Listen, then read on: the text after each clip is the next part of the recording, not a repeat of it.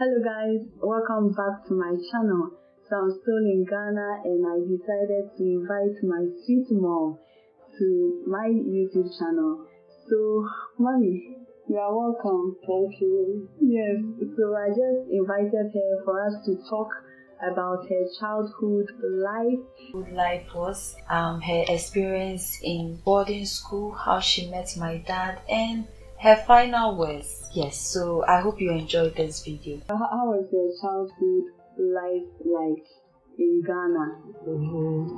My childhood life in Ghana, I was born and bred in Cape Coast, to be precise, Central Region. And all my schooling was also in Cape Coast. And then tertiary in Kumasi.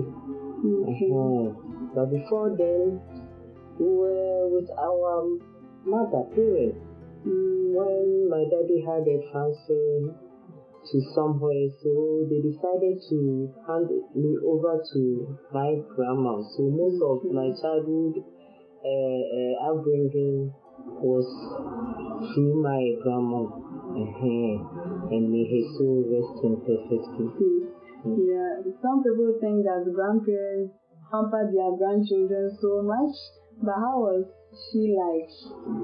Actually, my grandma, in fact, was very disciplinarian woman, very lovely, very frank. Because a spade, it doesn't go beating about the bush. When you go wrong, she will actually reprimand you, and you, after that, you have to say thank you for being reprimanded.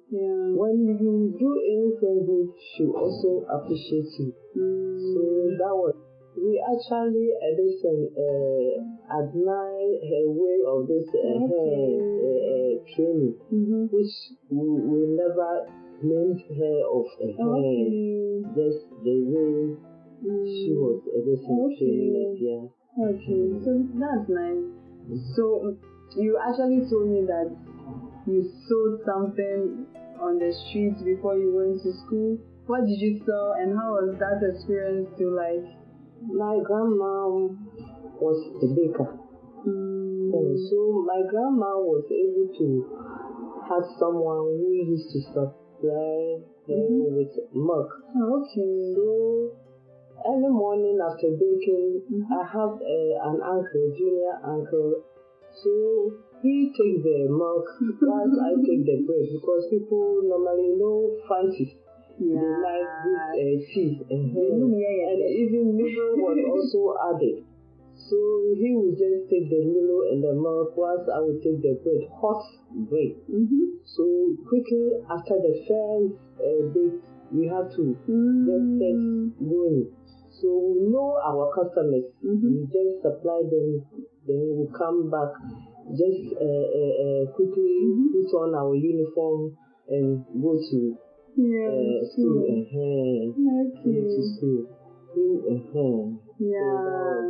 But did you understand maybe the fact that maybe your parents were a little busy or they were transferred often? That was why they brought you to your grandparents. Like, did you understand the fact? Because some people think that, oh, my mother doesn't like me, that's why they push me to my grandparents. Our grandparents, in fact, we had even wished to stay with her for remember her delicacy, the food that she prepares and whatnot. Even if you are hungry and the food is not ready, she will make sure she will just do some so crispy with rich milk and some granules. So in fact, we enjoyed staying her, and we actually understood our parents, because when where they were going, they need to settle there. There is no need to go with us while they don't know the environment there. And they didn't actually also want to make our education very uncomfortable. They wanted us to have a straight path in the course of our education. So we never have any problem about them leaving us with. That's nice. That's nice. So after your primary school, how was your primary school like and entering into SHS? Primary school, actually, I was in one of the Catholic school, which is St. Michael's Primary School in Cape Coast. And my mother realized later that I have to be, the grandma somehow was pampering me. So they decided that they have to send me to boarding school, which is international boarding school, also in Cape Coast. There, in fact, I had a good discipline there. I tell you, it was very good. Somehow you may think that it's a punishment, but it was a good upbringing over there. That has actually made me to be who I am right now. Okay, that's nice. So are there any stories you like to share with us concerning your boarding school experience? My boarding school experience as Ola, now Ola International Boarding School.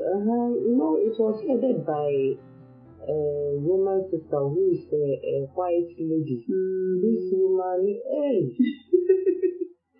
before you even cough, you have to ask permission before you cough, because he doesn't like noise, or doesn't want for you to do things on your own. So it happened, but we liked it. So it happened that, in fact, I actually fall a victim when one day there was this Ekufu day. So everybody was just pranking each other. And I went extreme to a extent that I told a friend that, Sister Rosina is calling you.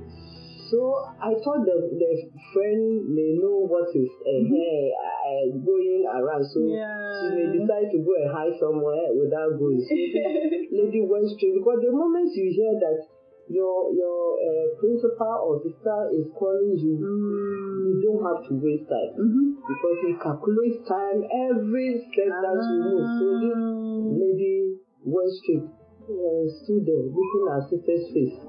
What was she here? Paulina Robertson says you are calling me. Go and call her.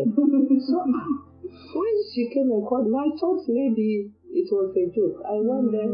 What did you say? I said, sister, about what? That you sent her to me. I say, we were just today is Pufu, and we're just joking. That's so. Never do such a thing again. I said, okay, thank you.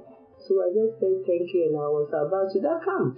When we move your uniform and when we move your uniform and clean go and clean the handkerchief. She said, hey. So that day I missed a class. So I have to, who dare you not to obey? I have to go and change, and went to warn any friend or any colleague not to come and help me. So I was there cleaning, and my lovely sister and a friend, Martina. She's so sweet to the extent that she couldn't bear me just suffering like that. So she hit somewhere and was just conversing with me, and I was just and at the end of the day, I was able to finish whatever punishment they gave me. And I just spoke to myself, and I said, never ever will I take any small joke as just a normal thing. So in fact, it was later on, anytime we just remember, we just talk about it and laugh. But first, it has also helped me in a way. That's nice. So, Mommy, after your primary school, can you just share with us how your experience was growing up and how you met my dad? And after primary school, I went to my secondary school, which is a beautiful bus. We call it beautiful bus. And from there, I did my tertiary in Kumasi. Now Kumasi Technical University. Oh, okay. Kumasi Technical University. So, and I had a job, a reputable job at SIC. So I was engaged in the job, and I had a transfer to somewhere, and in the course of the transfer, I was busy working. But before then, how I got to know him, my mother was also operating a restaurant, which she serves some of the financial institutions, serve them with their lunch. Commercial bank, HFC, most of the financial institutions. Lunchtime, my mother has to supply them with their lunch. So I used to go to some of the banks to bank money and whatnot. So I was somehow free with them, but just normal casual. Okay. Even casual things. So it happened that at my new station, I had a call. So when the call came, in fact, the voice was familiar, but the fellow didn't mention the name. So I said, are you so and so? I should have asked, who are you?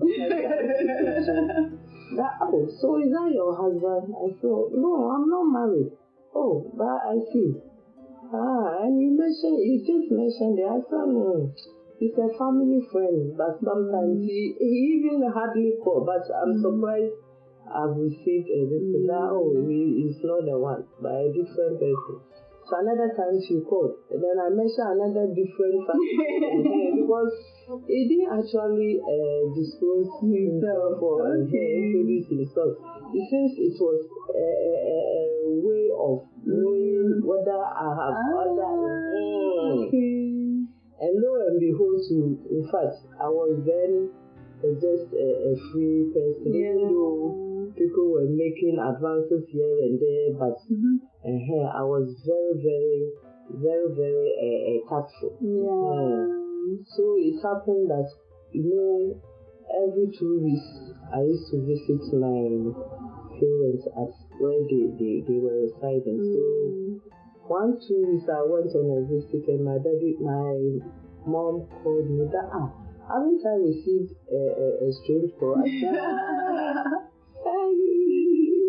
Reminded me of that's a strange this caller, but it doesn't disclose his name. So I wondered that the stranger will bow me just as you have come on holiday. I was there within a shortest possible time.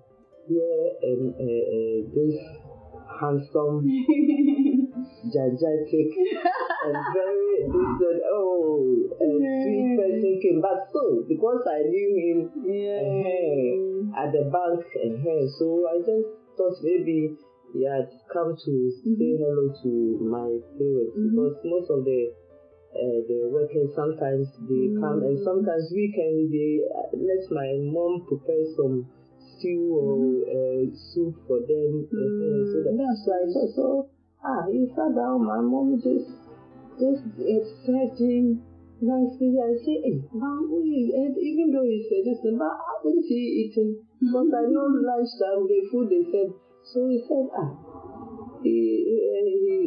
my mom just called me that this is a visitor you want to talk to me. So I sat down.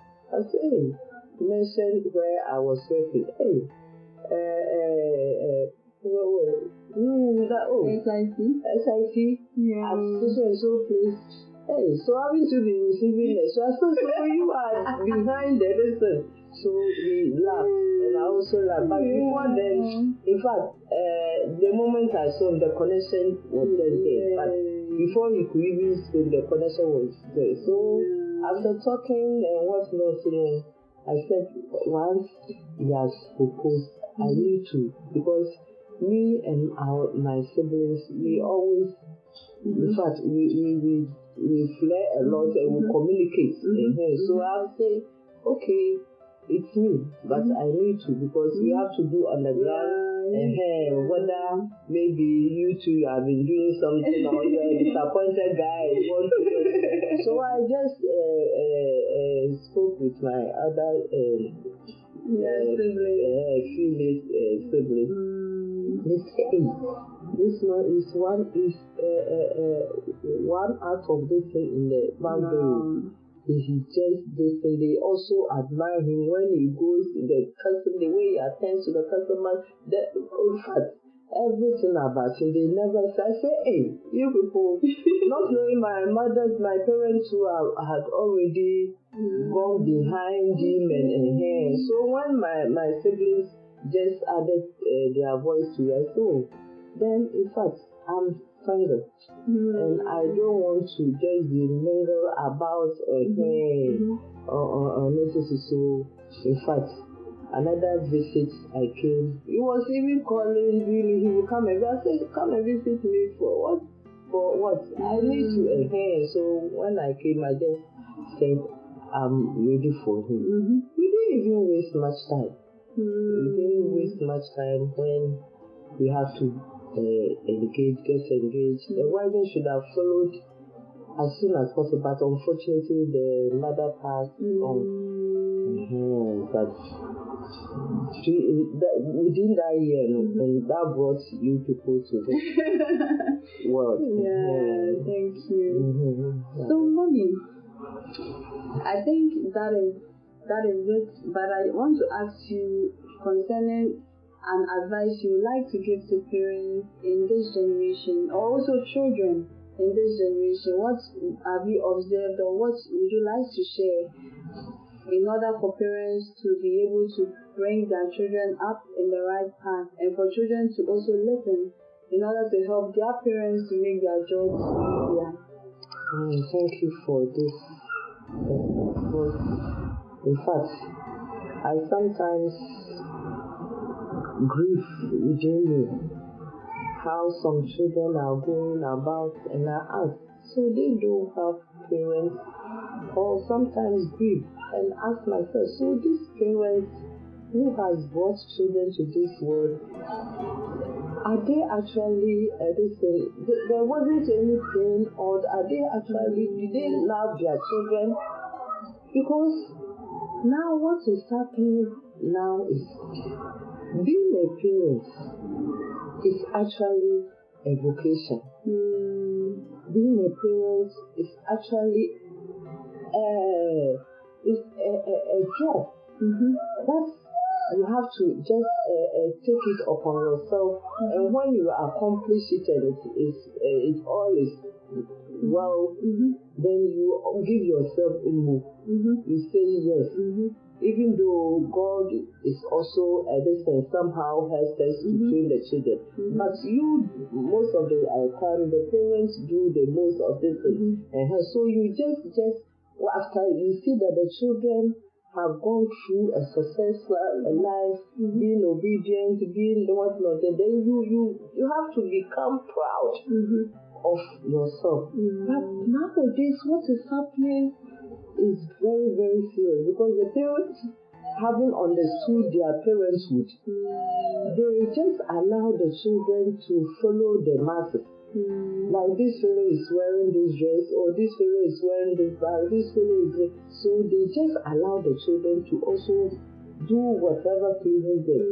It will even sound different. You may think I'm saying it's not right, but some parents even are scared of their children. The children that came from their own womb, or their toys or whatnot, they fear and dare not to reprimand them when they go wrong. And at the end of the day, some end up teenage pregnancy, drug addicts and whatnot. And when they ask the parents, who am I? If the child wants to go this way, why should... No. Then what's the need for you to bring the child to this world? It's a vocation and a job that God has assigned to you to take care of this your child. And at the end of the day, you just let the child do his or her own. No. So now, in fact, it's very sad. It's very sad that things are going that way, and most of the parents haven't realized it, because some children, they go out bringing money or bringing some things. The parents even dare to ask them where they have. Or hey, our time, before someone would dash you something or you send something home, you have to be prepared to answer. You have to be prepared, and so we hardly receive gifts. Or before we even receive it, we even question. We ask our parents, this fellow wants to do, so should I even take it? And, oh, I know this fellow, so you can take it. And that's how our time will be. So in fact, this nowadays parentalhood and the children, the way they've taken life upon themselves without even no shame.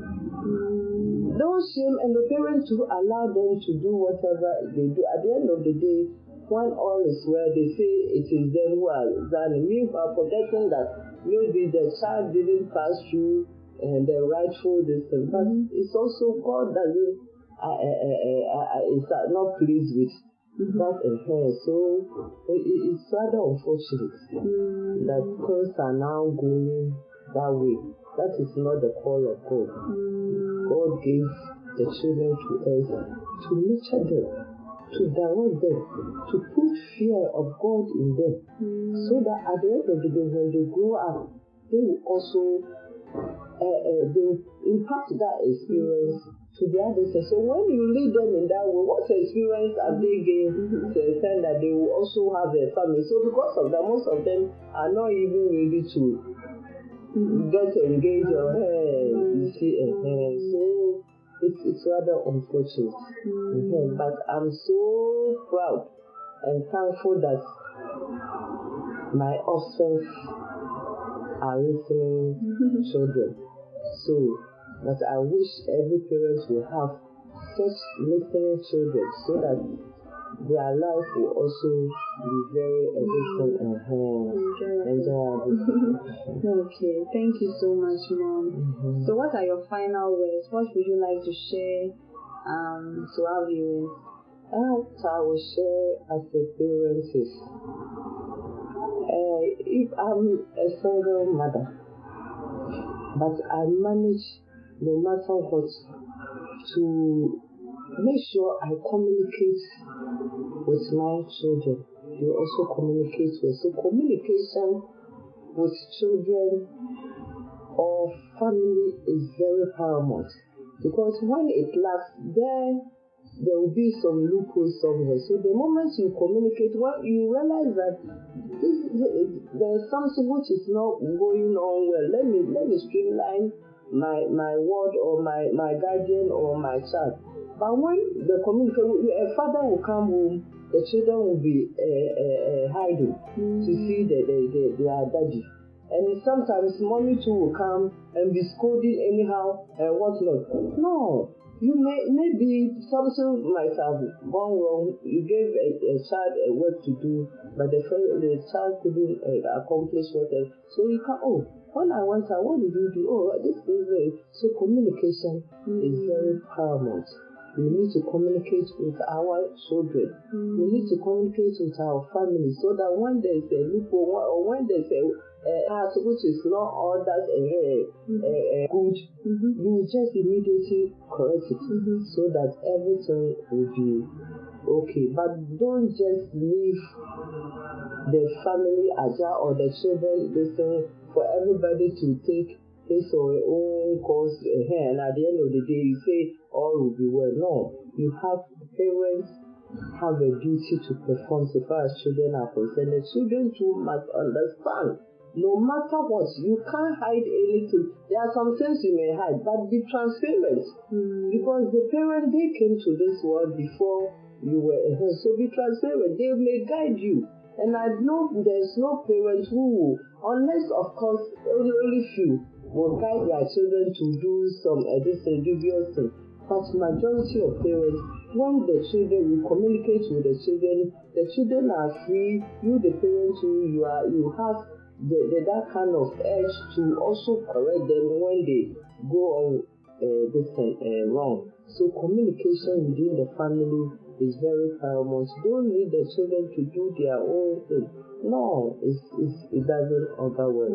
So I'll urge parents to just, even though communication is also different, but you need to also pray, constantly pray for your children. Sometimes it's not their fault, peer influence and whatnot. So with prayers, so I know the child will also come back to his or her senses and live a normal life to the betterment of her own and the parents as well. Thank you so much. You're welcome. Thank you so much for your delicious food too. That I always enjoy when I'm in your company. For your love, for your care, for your sacrifice, and for you to assist others. Even if you do not have what you do not have is what you even want to give to others. And God richly bless you, and so that you will be a blessing to others. So yes. So I really appreciate your time and our viewers. So this is it for today. Don't forget, people who are amazing help others to be amazing. Thank you.